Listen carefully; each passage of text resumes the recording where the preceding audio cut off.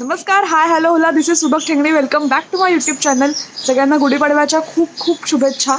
आज गुढीपाडव्याचा व्लॉग करणार आहे. मी म्हटलं होतं की कदाचित इंग्लिशमधनं करेन, पण गुढीपाडव्याचाच व्लॉग आहे आणि मराठी हिंदू नववर्ष आहे.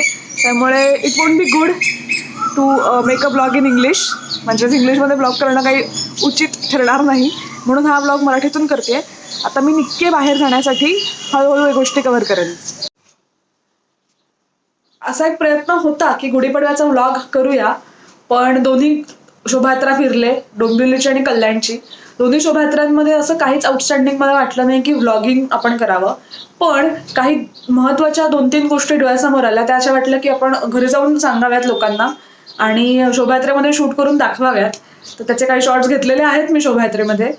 गोष्ट अशी एक सुचली मला सांगण्यासाठी, ती म्हणजे अनेकदा आपण आपल्याच सणांबद्दल वर्णन करताना खूप विचित्र पद्धतीने आणि नकारात्मक दृष्टीने आपल्या सणांचं वर्णन करतो जगासमोर. दहीहंडीला डीजे लावतात आणि ध्वनी प्रदूषण होतं, कुंभमेळ्याला जलप्रदूषण होतं, किंवा दिवाळीमध्ये फटाके फोडतात आणि वायू प्रदूषण होतं. तर असं प्रत्येक वेळेस आपल्या सणांचं नातं हे प्रदूषणाशी जोडलं जाऊन आपल्याला कसा सामाजिक अवेअरनेस नाहीये किंवा आपल्या सणांमुळे कसं नुकसान होतं देशाचं किंवा समाजाचं, हेच आपण जनरली प्रमोट करतो. पण असं नाहीये. प्रत्येक सणामध्ये एक सामाजिक भान असणारा एक कंपू असतो, जो कंपू नेहमीच त्या सणामध्ये सण साजरा करत असतानाच स्वतःची सामाजिक जबाबदारी ओळखून, स्वतःची निसर्गाबद्दलची जबाबदारी ओळखून त्या दृष्टीने काम करत असतो. आणि या गटाचं कौतुक हे अनेक प्रिंट मीडियामध्ये सुद्धा केलं जातं. खूप न्यूज चॅनल सुद्धा ते कव्हर करतात, पण आपण मात्र कधीच ते प्रमोट करत नाही.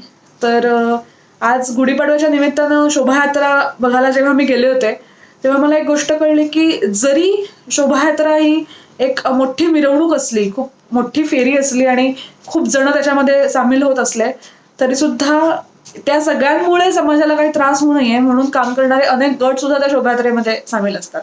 आणि विशेषतः या वर्षी मला ही शोभायात्रा थोडीशी जास्त सामाजिक भान असणारी वाटली. अनेक रथ, चित्ररथ हे सामाजिक भान असणारे आणि सामाजिक गोष्टींना प्रमोट करणारे होते.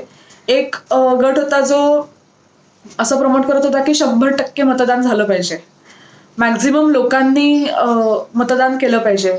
आता आपल्या निवडणुका अगदी येऊन ठेपलेल्या आहेत आणि या संधीचा फायदा घेऊन त्यांनी तो चित्ररथ तयार केला होता. त्या चित्ररथामध्ये अक्षरशः त्यांनी ज्या ज्या पद्धतीने ते मांडलं होतं की 100% मतदान का केलं पाहिजे, ते खूपच इंटरेस्टिंग होतं.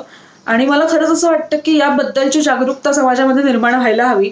अनेक लोक मतदान करण्याचं सोडून, सुट्टी मिळाली आहे त्यामुळे आपण पिकनिकला जाऊया, फिरायला जाऊया, वर्षातनं अनेक सुट्ट्या लागून येतात आणि यावर्षी तर भरपूर सुट्ट्या लागून आलेल्या आहेत, त्यावेळेस फिरायला आपण जातच असतो. मतदानाचा दिवस हा खरंच आपल्या फ्युचरसाठीच आहे आणि आपलं भविष्य त्या दिवसावर अवलंबून आहे. त्यामुळे मतदान करणं खूप महत्वाचं आहे.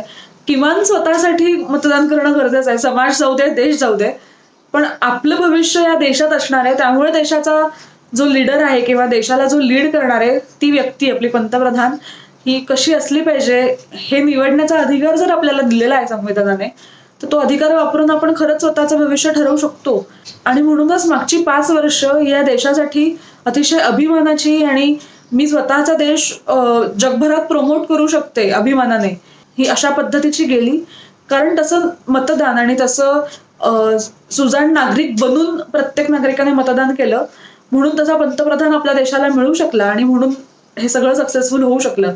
त्यामुळे मला खरंच असं वाटतं की पुढचंही मतदान तितक्याच सिरियसली आणि तितक्याच पॅशनेटली करणं गरजेचं आहे.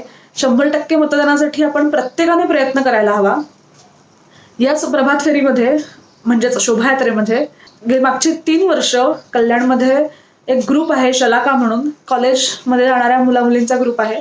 आणि ते प्रत्येक शोभायात्रेमध्ये सगळ्या यात्रेच्या शेवटचा कंपू त्यांचा असतो आणि ते सगळेजण हातामध्ये पोती घेऊन, हँडग्लोव्स घालून संपूर्ण रस्त्याची स्वच्छता करतात. जसजशी शोभायात्रा पुढे जाईल तसतसं पाण्याच्या बाटल्या खाली पडलेल्या असतात, कोणी आईस्क्रीम खातं त्याचे कप्स पडलेले असतात, कोणी कॅन्डीज खातं त्याचे प्लास्टिकचे रॅपर्स पडलेले असतात, चॉकलेटचे कागद असतात. तर खूप ऊन असल्यामुळे अनेक लोक सरबत वगैरे घेतात, त्याचे ग्लासेस पडलेले असतात. तर हे सगळं ते साफ करतात आणि त्यांच्या पोत्यांमध्ये भरून घेतात. गेली 3 वर्षच हे होऊ शकलं कारण देशाच्या पंतप्रधानांनी स्वतःहून सांगितलं की अरे मुलांनो, देशाची स्वच्छता ही आपल्या हातात आहे.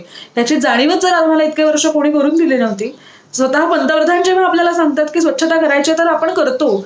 जे काम चांगलं आहे ते समाज लगेचच स्वीकारतो. फक्त ते चांगलं काम समाजाला जाणीवपूर्वक त्यांच्यापर्यंत पोहोचवणं हे गरजेचं असतं आणि ते काम आपल्या आधीच्या पंतप्रधानांनी आता केलेलं आहे. त्यामुळे पुढचा पंतप्रधान निवडताना आपण या गोष्टीचा नक्कीच विचार करायला हवा. अजून एक स्टॉल या दरम्यान मी बघितला. तो स्टॉल होता राष्ट्रीय स्वयंसेवक संघाचा. त्या शाखेने रक्तदाता सूची बनवण्यासाठी एक प्ले स्टोअरवर ॲप केलेलं आहे. त्या ॲपची लिंक खालच्या डिस्क्रिप्शनमध्ये आहे. तर त्या ॲपवर जाऊन आपण आपलं रजिस्ट्रेशन करू शकतो आणि रक्तदान आपल्याला जेव्हा करायचं असेल तेव्हा आपल्याला त्याबद्दलची माहिती मिळू शकते. कोणाला जर आपल्याच रक्तगटाच्या रक्ताची गरज असेल तर ती व्यक्ती आपल्यापर्यंत अगदी सहजपणे पोहोचावी यासाठी ते ॲप त्यांनी निर्माण केलंय. आणि याआधीही त्यांच्याकडे खूप मोठा डेटाबेस आहे ज्याच्यामध्ये अनेक रक्तदात्यांची माहिती, त्यांचे ब्लड ग्रुप, त्यांचे फोन नंबर्स, पत्ते, ईमेल आयडी हे सगळ्या गोष्टी त्यांच्याकडे ऑलरेडी आहेत. आणि हे सगळं एकत्रितपणे सगळ्यांसाठी उपलब्ध व्हावं यासाठी त्यांनी ते कदाचित ॲप केलेले आहे. तुम्ही नक्की जाऊन हे ॲप बघा आणि स्वतःला त्यावर रजिस्टर करा. या सांगितल्या मी 3 गोष्टी. याहून चिक्कार गोष्टी अशा आहेत की ज्या समाजाचं भान राखून केल्या गेलेल्या आहेत आपल्या सणांमध्ये. अनेक जण दिवाळीमध्ये फराळ वाटप करतात पाड्यांवर जाऊन. का तर त्या लोकांपर्यंत पोहोचण्यासाठी फराळ वाटप हे एक माध्यम असू शकतं आणि एक निमित्त, एक चांगलं शुभ मुहूर्त असू शकतो. म्हणून आपण आपल्या सणांच्या दिवशी हे सगळं नेहमीच करत असतो. फक्त आपल्या सणांमध्ये आणि इतर सणांमध्ये फरक असा आहे की आपण कुठल्या गोष्टींचा गवगवा करत नाही, त्यामुळे ते नेहमीच निगेटिव्ह पद्धतीने पोर्ट्रे केलं जातं. त्यामुळे मला खरंच असं वाटतं की आपण स्वतःचे सण जर चांगल्या पद्धतीने नाही पोर्ट्रे केले तर जग हे कुठल्याही दुसऱ्या कम्युनिटीला नावं ठेवायलाच बसलेलं आहे. त्यामुळे स्वतःची गळतडी स्वतःच वाचवायला हवी आणि हे भान राखून यावेळची शोभायात्रा खूपच मला पुढारलेली वाटली. खूप प्रॅक्टिकल आणि लॉजिकल विचार घेऊन पण परंपरा जपत अशी एक शोभायात्रा गुढीपाडव्याची मी यावर्षी बघितली. तुम्ही सुद्धा तुमच्या शहरात अनेक शोभायात्रा बघितल्या असतील, अनेक ढोल पथकं बघितली असतील. त्याचे फोटो तुम्ही नक्कीच शेअर करू शकता. तुम्हाला हा व्हिडिओ कसा वाटला तेही मला कमेंट्समध्ये नक्की सांगा. कमेंटच्या या व्हिडिओच्या सर्वात खालती तुम्ही स्क्रोल करत गेलात की एकदम खालती ॲड अ कमेंट कॉलम आहे, तिथे तुम्ही कमेंट करू शकता. आणि सर्वात महत्त्वाचं रिच्युअल, जर सबस्क्राईब केलं नसेल चॅनलला तर लगेचच सबस्क्राईब करा. पुढचा व्हिडिओ घेऊन येते सोमवारी.